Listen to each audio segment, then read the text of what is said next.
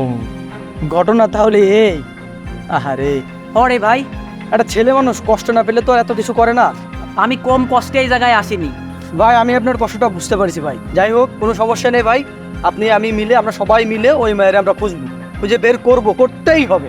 আপনারা যাবেন আমার সাথে? চলেন ভাই, তাহলে আমার কাজ অনেক সহজ হয়ে যাবে।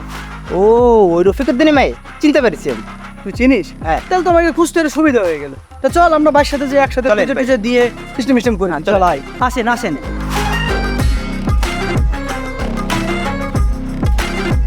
বেঈমান প্রেমিকা পান্না, বেঈমান প্রেমিকা পান্নাকে ধরিয়ে দিন। নগদ 50,000 টাকা আপনাদের পুরস্কৃত করব।